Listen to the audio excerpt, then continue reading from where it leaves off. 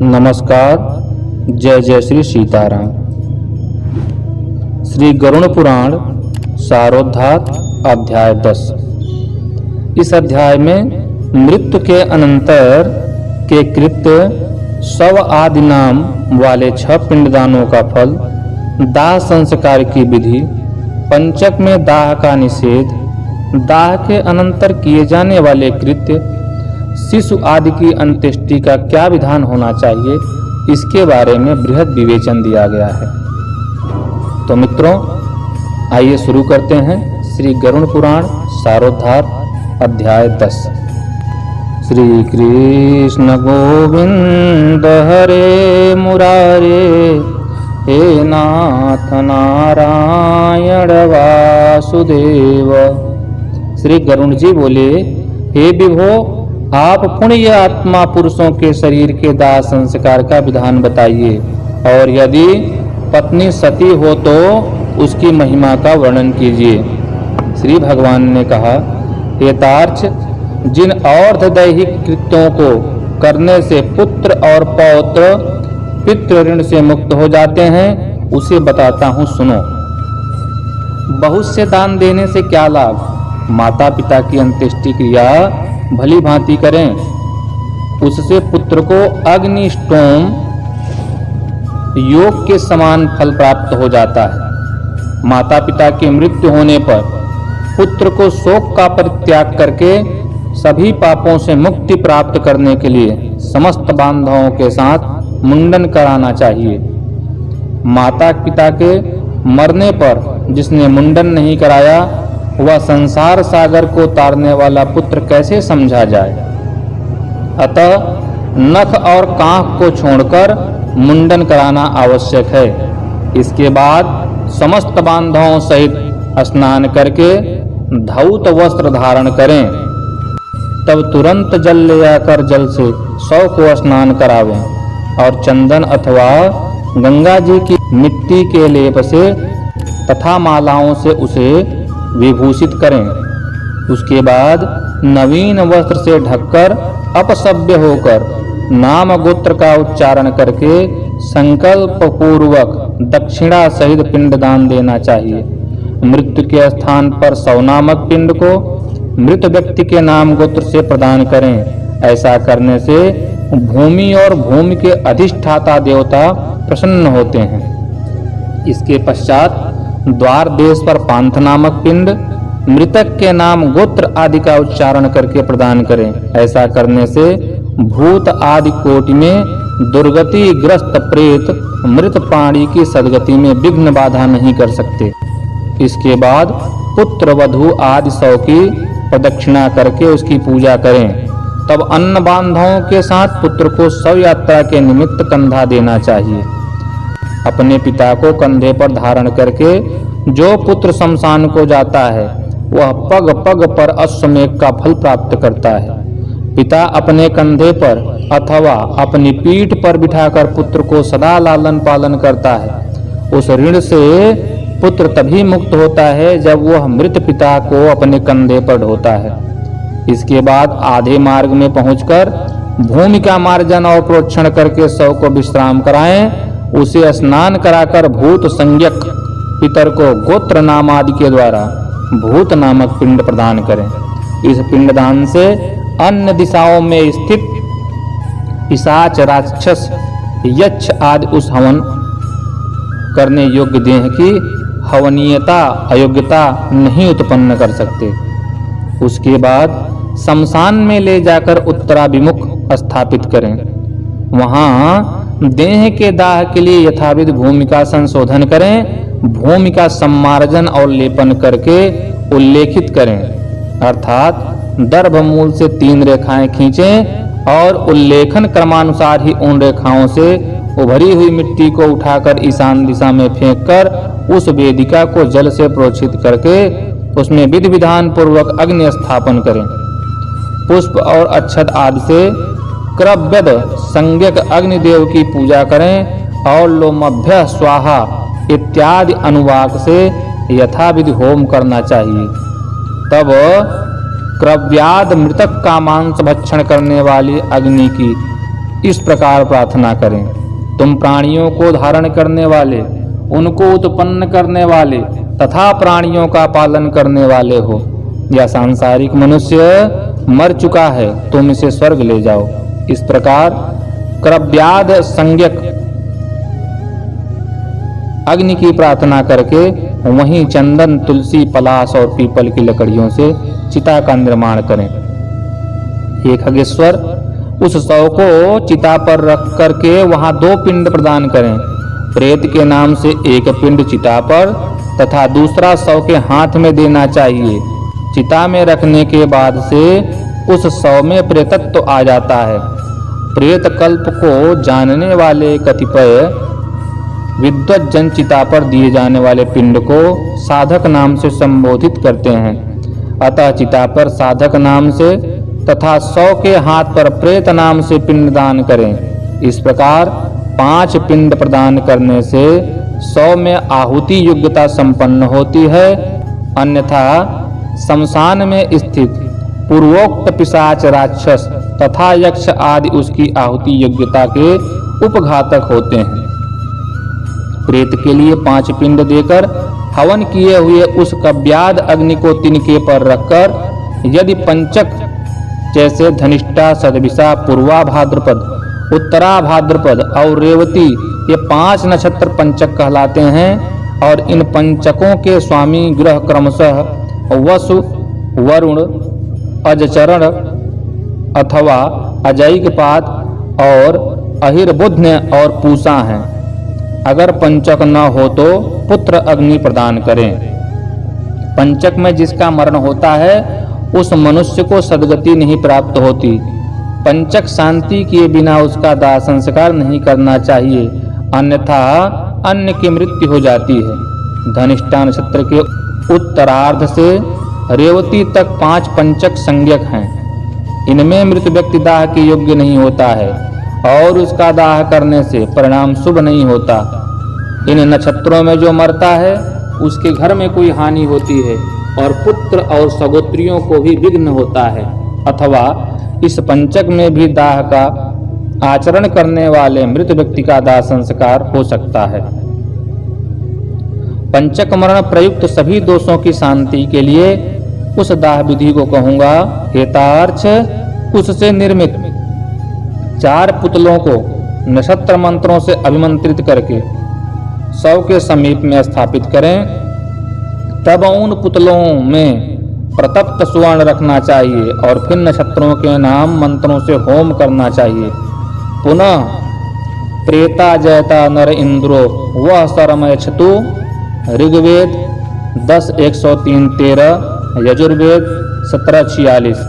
इस मंत्र से उन नक्षत्र मंत्रों को संपुटित करके होम करना चाहिए। इसके बाद उन पुतलों के साथ शव का दाह करें। सपिंड श्राद्ध के दिन पुत्र यथाविधि पंचक शांति का अनुष्ठान करें। पंचक दोष की शांति के लिए क्रमशः तिलपूर्ण पात्र, सोना, चांदी, रत्न तथा घृतपूर्ण कांस्य पात्र का दान करना चाहिए। इस प्रकार पंचक शांति विधान करके जो सौदाह करता है उसे पंचक जन्य कोई विघ्न बाधा नहीं होती और प्रेत भी सद्गति को प्राप्त करता है।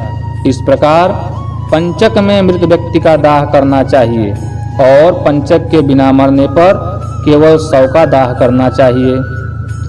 अब इस पुराण के अंतर्गत सती प्रथा के संबंध में भी विवेचन किया गया है कि यदि कोई सौभाग्यवती महिला के पति का देहांत होता है तो उसे किस प्रकार का आचरण करना चाहिए और किस तरह से स्वयं को भी समाप्त करना चाहिए, अर्थात सती करना चाहिए।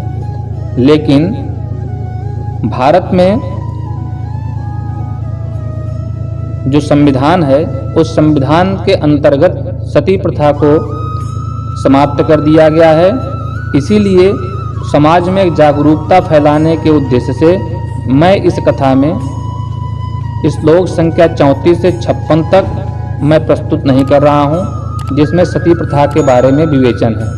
अगर किसी को इन श्लोकों को भी देखना सुनना हो तो आप कमेंट करेंगे, तो जो मेरी अगली वीडियो रहेगी उसमें मैं विशेष तौर पे एक घोषणा पत्र को सम्मिलित करके उसके बाद ही उस वीडियो को मैं प्रेषित करूंगा।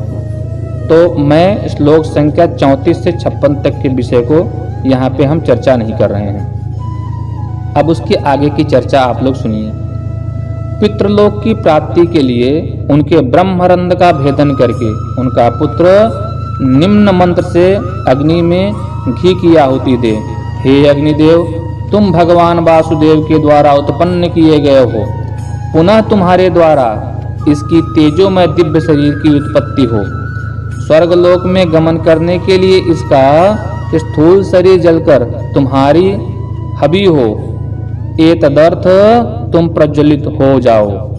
इस प्रकार मंत्र सहित तिल मिश्रित घी की आहुति देकर जोर से रोना चाहिए, उससे मृत प्राणी को सुख प्राप्त होता है। दाह के अनंतर स्त्रियों को स्नान करना चाहिए, तत्पश्चात पुत्रों को स्नान करना चाहिए। तदंतर मृत प्राणी के गोत्र नाम का उच्चारण करके तिलांजलि देना चाहिए और फिर नीम के पत्तों को चबाकर मृतक के गुणों का गान करना चाहिए। आगे आगे स्त्रियों को और पीछे पुरुषों को घर जाना चाहिए और घर में पुनः स्नान करके गोग्रास देना चाहिए। पत्तल में भोजन करना चाहिए और घर का अन्न नहीं खाना चाहिए। मृतक के स्थान को लीप कर वहां 12 दिन तक रात दिन दक्षिणाभिमुख अखंड दीपक जलाना चाहिए। हेतार्थ, सौदाह के दिन से लेकर 3 दिन तक सूर्यास्त होने पर शमशान भूमि में अथवा चौराहे पर मिट्टी के पात्र में दूध तथा जल देना चाहिए। काठ की 3 लकड़ियों को दृढ़ता पूर्वक सूत्र से बांधकर अर्थात तिगुड़िया बनाकर उस पर दूध और जल से भरे हुए कच्चे मिट्टी के पात्र को रखकर यह मंत्र पढ़ें। हे प्रेत, तुम शमशान की आग से जले हुए हो, बांधों से परित्यक्त हो, यह जल यह दूध तुम्हारे लिए है। इसमें स्नान करो और इसे पियो। याज्ञवल्क स्मृति 3:17 की मृताक्षरा में विज्ञानेश्वर ने कहा है कि प्रेत के लिए जल और दूध पृथक पृथक पात्रों में रखना चाहिए और प्रेत अत्र स्नाहि कहकर जल तथा पिबचेदम कहकर दूध रखना चाहिए। साग्निक, जिन्होंने अग्न्याधान किया हो, को चौथे दिन अस्थि संचय करना चाहिए और निषिद्धवार तिथि का विचार करके निरग्नि को तीसरे अथवा दूसरे दिन अस्थि संचय करना चाहिए। अस्थि संचय के लिए शमशान भूमि में जाकर स्नान करके पवित्र हो जाएं। ऊन का सूत्र लपेटकर और पवित्री धारण करके शमशान वासियों भूतादि के लिए पुत्र को यमायत्वा यजुर्वेद 38:9 इस मंत्र से मांस या उड़द की, यहाँ पे मांस से संबंध उड़द के लिए है, उड़द की बलि देनी चाहिए और 3 बार परिक्रमा करनी चाहिए। हे खगेश्वर, इसके बाद चिता स्थान को दूध से सींचकर जल से सींचें, तदंतर अस्थि संचय करें और उन अस्थियों को पलाश के पत्ते पर रखकर दूध और जल से धोएं और पुनः मिट्टी के पात्र पर रखकर यथाविधि श्राद्ध पिंडदान करें। त्रिकोण अस्थपिंडल बनाकर उसे गोबर से लीपें। दक्षिणाभिमुख होकर अस्थपिंडल के तीनों कोनों पर 3 पिंडदान करें। चिता भस्म को एकत्र करके उसके ऊपर तिपाई रखकर उस पर खुले मुख वाला जलपूर्ण घट स्थापित करें। इसके बाद चावल पकाकर उसमें दही और घी तथा मिष्ठान्न मिलाकर जल के सहित प्रेत को यथाविधि बलि प्रदान करें। हे खग, फिर उत्तर दिशा में 15 कदम जाएं और वहां गड्ढा बनाकर अस्थि पात्र को स्थापित करें। उसके ऊपर दाह जनित पीड़ा नष्ट करने वाला पिंड प्रदान करें और गड्ढे से उस अस्थि पात्र को निकालकर उसे लेकर जलाशय को जाएं। वहां दूध और जल से उन अस्थियों को बार बार प्रक्षालित करके चंदन और कुमकुम से विशेष रूप से लेपित करें फिर उन्हें एक दोने में रखकर हृदय और मस्तक में लगाकर उनकी परिक्रमा करें तथा उन्हें नमस्कार करके गंगा जी में विसर्जित करें। जिस मृत प्राणी की अस्थि 10 दिन के अंतर्गत गंगा में विसर्जित हो जाती हैं, उसका ब्रह्मलोक से कभी पुनरागमन नहीं होता। गंगा जल में मनुष्य की अस्थि जब तक रहती है उतने 1000 वर्ष तक वह स्वर्गलोक में विराजमान रहता है। गंगा जल की लहरों को छूकर हवा जब मृतक का स्पर्श करती है तब उस मृतक के पातक तत्क्षण ही नष्ट हो जाते हैं। महाराज भगीरथ उग्र तप से गंगा देवी की साधना आराधना करके अपने पूर्वजों का उद्धार करने के लिए गंगा देवी को ब्रह्मलोक से भूलोक ले आए थे, जिनके जल ने भस्मीभूत राजा सगर के पुत्रों को स्वर्ग में पहुंचा दिया। उन गंगा जी का पवित्र यश तीनों लोकों में विख्यात है। जो मनुष्य अपनी पूर्वावस्था में पाप करके मर जाते हैं, उनकी अस्थियों को गंगा में छोड़ने पर वे स्वर्ग लोक को जाते हैं। किसी महाअरण्य में सभी प्राणियों की हत्या करने वाला कोई व्याघ्र सिंह के द्वारा मारा गया। जब वह नरक को जाने लगा तभी उसकी अस्थि गंगा जी में गिर पड़ी, जिससे वह दिव्य विमान पर चढ़कर देवलोक को चला गया। इसीलिए सत्पुरुष को स्वतः ही अपने पिता की अस्थियों को गंगा जी में विसर्जित करनी चाहिए। अस्थि संचय करने के अनंतर 10 गात वृद्धि का अनुष्ठान करना चाहिए। यदि कोई व्यक्ति विदेश में हो या वन में अथवा चोरों के भय से मरा हो और उसका शव प्राप्त न हुआ हो तो जिस दिन उसके निधन का समाचार सुने उस दिन कुसका पुतल बनाकर पूर्व विधि के अनुसार केवल उसी का दाह करें और उसकी भस्म को लेकर गंगा जल में विसर्जित कर दें। 10 गात्रादि कर्म भी उसी दिन से आरंभ करना चाहिए और सांवत्सरिक श्राद्ध में भी उसी दिन सूचना प्राप्त होने वाले को ग्रहण करना चाहिए। यदि गर्भ की पूर्णता हो जाने के अनंतर नारी की मृत्यु हो गई हो तो उसके पेट को चीरकर बालक को निकाल लें। यदि वह भी मर गया हो तो उसे भूमि में गाड़कर केवल मृत स्त्री का दाह करें। गंगा के किनारे मरे हुए बालक को गंगा जी में ही प्रवाहित कर दें और अन्य स्थान पर मरे 27 महीने तक के बालक को भूमि में गाड़ दें। इसके बाद की अवस्था वाले बालक का दाह संस्कार करें और उसकी अस्थियां गंगा जी में विसर्जित करें तथा जलपूर्ण कुंभ प्रदान करें तथा केवल बालकों को ही भोजन कराएं। गर्भ के नष्ट हो जाने पर उसकी कोई क्रिया नहीं की जाती, पर शिशु के मरने पर उसके लिए दुग्ध दान करना चाहिए। बालक चूड़ाकरण से पूर्व या 3 वर्ष की अवस्था वाले के मरने पर उसके लिए जलपूर्ण घट का दान करना चाहिए और खीर का भोजन कराना चाहिए। कुमार के मरने पर कुमार बालकों को भोजन कराना चाहिए और उपनीत पौगंड अवस्था में बच्चे के मरने पर उसी अवस्था के बालकों के साथ ब्राह्मणों को भोजन कराना चाहिए। 5 वर्ष की अवस्था से अधिक वाले बालक की मृत्यु होने पर वह चाहे उपनीत अर्थात यज्ञोपवीत संस्कार संपन्न हो अथवा अनुपनीत जिसका यज्ञोपवीत न हुआ हो, पायस और गुड़ के 10 पिंड क्रमशः प्रदान करने चाहिए। पौगंड अवस्था के बालक की मृत्यु होने पर वृषोत्सर्ग तथा महादान की विधि को छोड़कर एकादशा तथा द्वादशा की क्रिया का संपादन करना चाहिए। पिता के जीवित रहने पर पौगंडावस्था में मृत बालक का सपिंडन श्राद्ध नहीं होता है, अतः 12वें दिन उसका केवल एकोदिष्ट श्राद्ध करें। स्त्री और शूद्रों के लिए विवाही व्रतबंध स्थानीय संस्कार कहा गया है, अतः व्रत अर्थात उपनयन के पूर्व मरने वाले सभी वर्णों के मृतकों के लिए उनकी अवस्था के अनुकूल समान क्रिया होनी चाहिए। जिसने थोड़ा कर्म किया हो, थोड़े विषयों से जिनका संबंध रहा हो, कम अवस्था हो और स्वल्प देह वाला हो, ऐसे जीव के मरने पर उसकी क्रिया भी स्वल्प ही होनी चाहिए।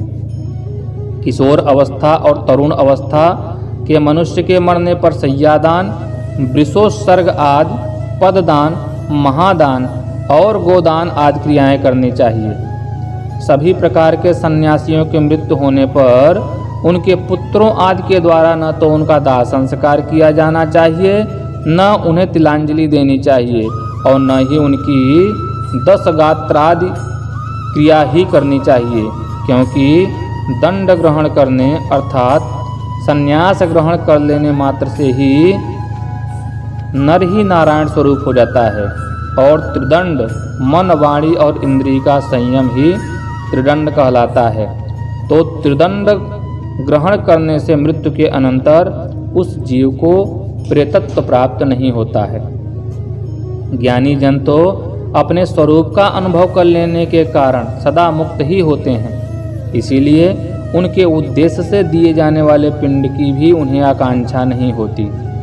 अतः उनके लिए पिंडदान और उदक क्रिया नहीं करनी चाहिए, किंतु पितृभक्ति के कारण तीर्थ श्राद्ध और गया श्राद्ध करने चाहिए।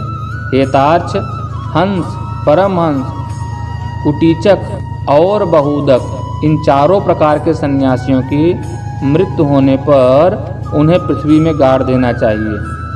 गंगा आदि नदियों के उपलब्ध न रहने पर ही पृथ्वी में गाड़ने की विधि है। यदि वहाँ कोई महानदी हो तो उन्हें भी जल में ही समाधि दे देनी चाहिए। इस प्रकार गरुड़ पुराण के अंतर्गत सारोद्धार में दाह अस्थि संचय कर्म निरूपण नामक 10वां अध्याय पूर्ण हुआ।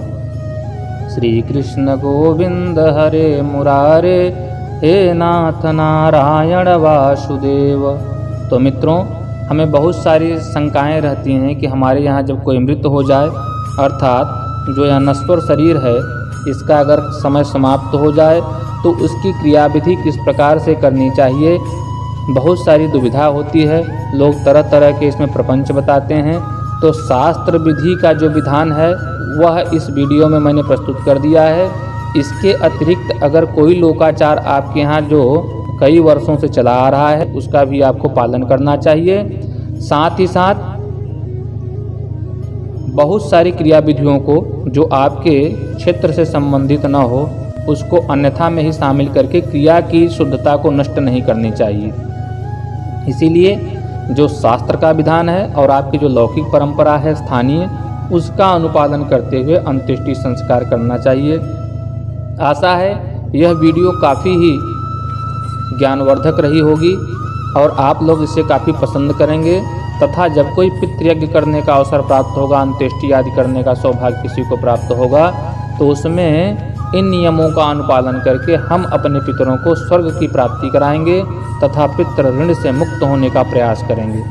साथ ही साथ अपने सगे संबंधियों, कुटुंबजनों, रिश्तेदार और नातेदारों से इस वीडियो को शेयर करें ताकि वे भी लाभान्वित हो सकें। मैंने प्रयास किया है कि सरल से सरल भाषा में मैं इस अध्याय को आपके समक्ष प्रस्तुत कर सकूं। फिर भी अगर कोई त्रुटि होगी तो आप इसकी जो मुख्य पुस्तक है गीता प्रेस से प्रकाशित श्री गरुड़ पुराण सारोद्धार, उसको आप अध्ययन कर सकते हैं। आपकी क्या राय है कृपया कमेंट करके बताइएगा। और मेरा आप सभी से करबद्ध प्रार्थना है कृपया मेरे चैनल को सब्सक्राइब कर लीजिए, बेल आइकन दबा दीजिए और वीडियो अगर आपको अच्छा लग रहा है तो लाइक कीजिएगा। तभी हमको पता चलेगा कि जो जानकारी मैं आप तक पहुंचाने का प्रयास कर रहा हूं वह आपके लिए कितना उपयोगी है, कितना नहीं। पूरे वीडियो को अंत तक देखने के लिए आप सभी का धन्यवाद। नमस्कार। जय जय श्री सीताराम।